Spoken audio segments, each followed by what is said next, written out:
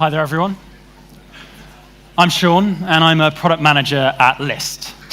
What we do is we bring together all the fashion retail sites on the internet, give or take a few, into one single retail experience for users. So instead of a fragmented experience of having to go to many different retailers to find the item you want, there is one place you can do that. That's the premise behind what we do. There was one thing in particular that compelled me to join Lyst and work there as a PM, and that was a single notion which is printed right in the middle of the building on a big white wall that says, "Best idea wins." The notion of best idea wins is that it doesn't matter where an idea comes from. It doesn't matter who says it, if they're the CEO or the intern. And it doesn't even matter how well it's communicated. The important thing is that the idea with the most value wins out. But to understand this principle and what it means for us to put this on the wall in the middle of our building, you have to know a very closely related truth, which is that the best idea does not always win.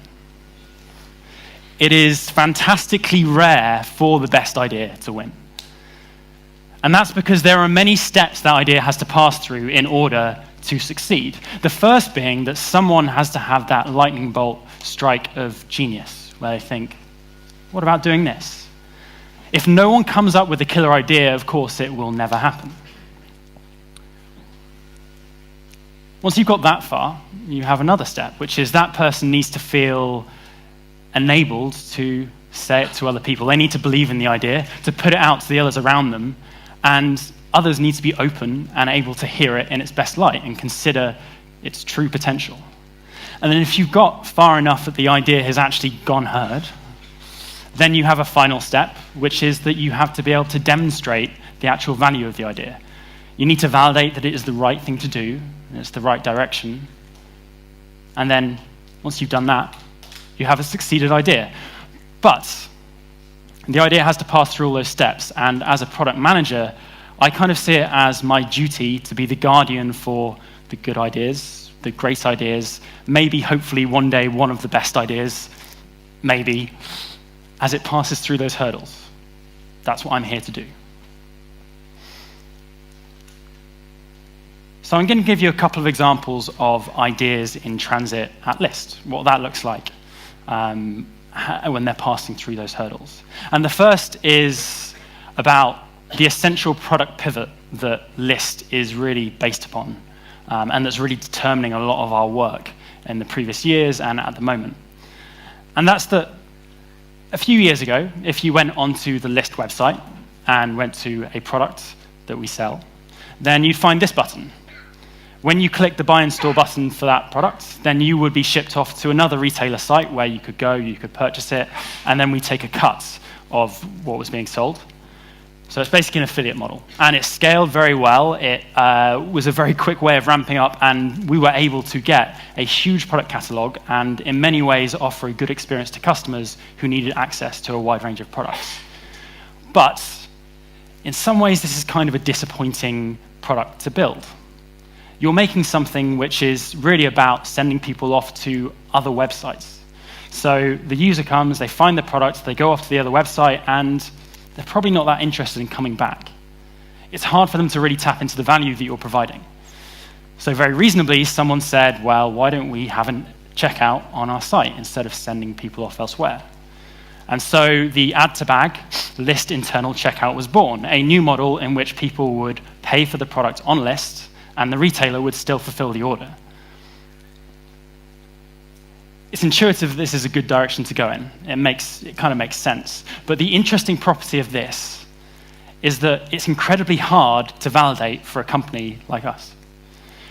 Our proposition is all about breadth. We cover millions of products, we cover thousands of retailers, and the transition from an affiliate model to an internal checkout model is painful, it's slow, it's expensive.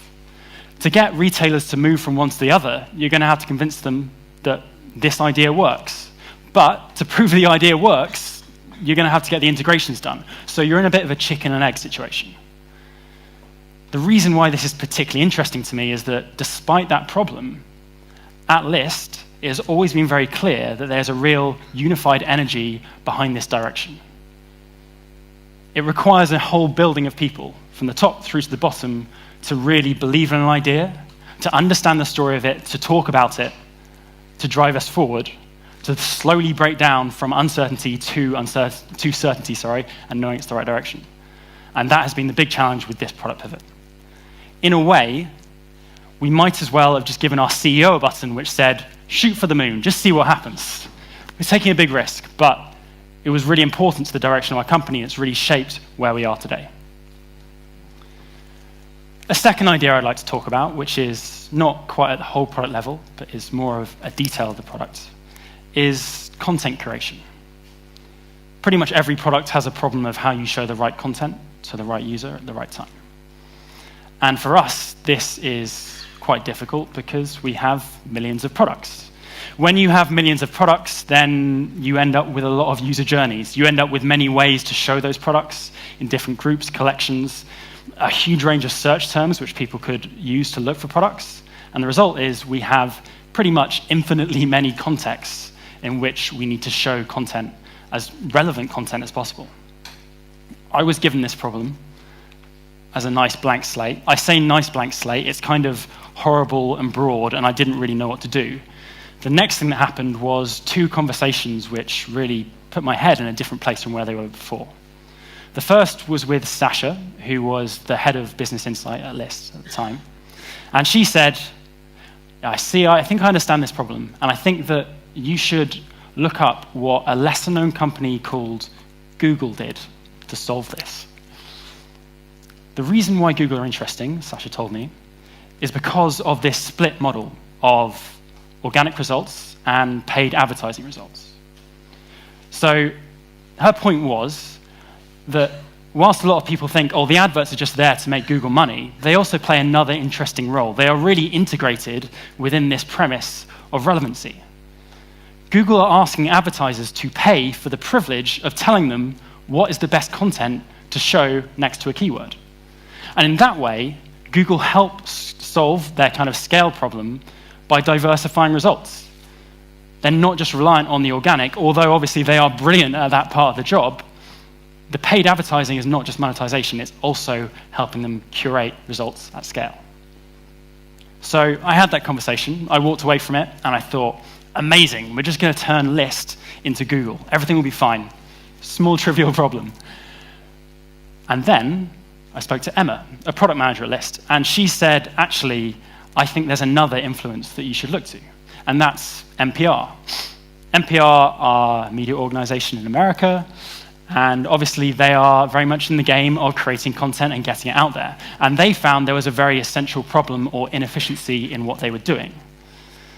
That's that they have many channels. So you have multiple apps, you have multiple websites, not just for the main NPR brand, but also for local stations, all their variations. You have email channel, you have all kinds of promotional things. And they were finding that the people writing their content, writing their articles, were having to do it for every single platform over and over again. So you'd write the iPhone app version of it, you'd write the website version of it, and it's all very time consuming. It took far too long. They had also a curation scaling problem. And so what they did is a kind of content system which is called COPE, create once, publish everywhere. Essentially, you create one piece, one article which contains all the ingredients that would be needed for different contexts. For example, you write a long headline as well as a short headline, and then whoever's publishing it on the other end, if it's the person in charge of the app, they will probably choose the short headline. If it's the person in charge of the web desktop app, then they will probably choose the long. And so they solve their curation problem in that kind of way. These 2 conversations both took me by surprise. They were both influences that I wasn't expecting to come up against for content on a retail site, for showing the right products to people. And they really shaped what happened next. So we ended up building kind of a new ecosystem. This is 3 months down the line. Not necessarily a finished idea. It's still bound to evolve and still bound to take on new details.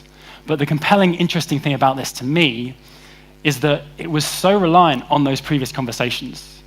Those people thought up the idea of these connections, they brought them into the room, and they basically just fed that into the process.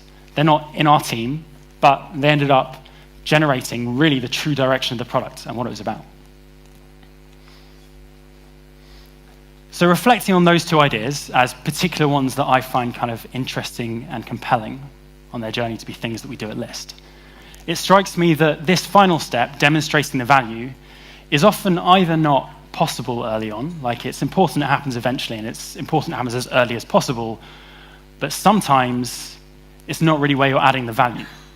In both these cases, either it's the people that came up with the idea, or it's the ability of the idea to be heard and people to unify around it that allow us to do something really big, really shape-shifting, moving to a global maximum instead of just a local maximum. So this is where my interest as a product manager primarily lies. How can I help us come up with fantastic ideas? And how can I help those ideas be heard? What we need is a culture of creativity. And this is something I see at Lyst. How do we achieve this? Well, there are a few things. There are a few problems that we're going to have to overcome to make this happen. The first is when nobody really cares about the product. You're probably wondering, like, well, it seems like most people at my business, in most cases, kind of care and involved in it, but people are kind of often involved in their own idea of what's going on. The role of a product manager and the role of designers and people involved in the product process is partly about telling the story of the product you're building. By doing that, by being a storyteller for your direction, for your vision, you put people in the place where they can get excited about an idea. The eureka moment of jumping out of the bathtub and running down the street naked does not happen if you don't care about the product you're building. And so I see it as an important thing in my job and also in the behaviors I see of other product managers around at Lyst to tell the story of the product and the products that we're making. And we do that within our teams. We do that in one-to-one conversations. And we do that as a whole building in like fortnightly full business meetings where pretty much anyone can get up there and tell the story of the thing that they're building, the direction they're going in. Another common problem in having this culture of creativity is the nature of competition in the way we think of ideas and when we work towards, well, trying to pitch for them to happen. So we've all kind of been in a typical brainstorming situation and perhaps noticed that all the people in the room are really just interested in their ideas winning out. Whether they mean to or not, it's the thing they've come up with and they really want to fight for it to be the winner in the conversation. There's a really common thing that people use, which is the straw man argument. This is the idea that you phrase other people's arguments, other people's positions in an intentionally weak way, and then you just tear it down. And that's a very self-interested thing. That is very natural for pretty much all human beings to do. But it's very dangerous for a creative process. What we should be doing, and what I like to try and do, and cultivate in like brainstorming rooms and teams, is rather than a straw man kind of approach, you take a steel man approach. So you're trying to find other people's positions, even the ones that are as far away from you as possible, and you're helping them figure out how to express it as well as they can. If you start doing that, that habit can kind of replicate in others as well. So you're helping others tell their stories of their ideas as well as taking the overall story of the product vision to begin with.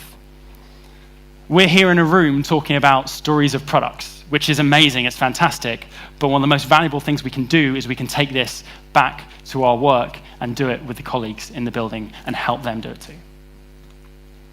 And finally, an obvious challenge to creativity is fear of failure. It's been touched on already today, and I think it's going to be discussed later as well. There are many ways to approach this. One thing that I see at Lyst is that we use feedback, an inevitability of feedback, as a way of encouraging people to not be scared of failure. So these are processes like 360 review. So pretty much anyone can review any other colleague in the company and request feedback. Pretty much anyone can give positive feedback at pretty much any random time. You have retrospectives built into teams and also the wider organization. So every 2 weeks, pretty much everyone is getting into a room and talking openly with their teammates what they don't like, what's going wrong. There's a very strong culture of this inevitable feedback. And then this feeds into the conversations, the way people talk to each other. So obviously feedback is important because it helps us figure out how to make things better. But if you make it truly inevitable, if you make it just a habit within the organization, it does one other thing as well, which is people get used to it. And when you get used to feedback, when you get used to hearing about things that aren't quite so good, that makes it easier to fail. That makes it less scary because, to be honest, if you're going to work at Lyst, you don't really have a choice. You are going to fail every few weeks. You are going to be told about it. So you might as well just suck it up and give it a go. So the best idea does not always win. But as someone working in products, relating to a product, you can create huge value by helping the ideas that are great pass through those hurdles. And just a few things to recap that you can do to really help this are to tell the story of your product, to get people to buy in, believe, know a general vision and direction is really important. Then you can help others tell the stories that they have about the ideas that fit within that vision, or maybe push it a little bit to the side. And to help us all become more comfortable with failure, you can create a culture and encourage a culture of inevitable feedback. Get people used to the notion that failure will happen. It's important, it's valuable. That's me. I hope you enjoyed the talk. Thanks very much.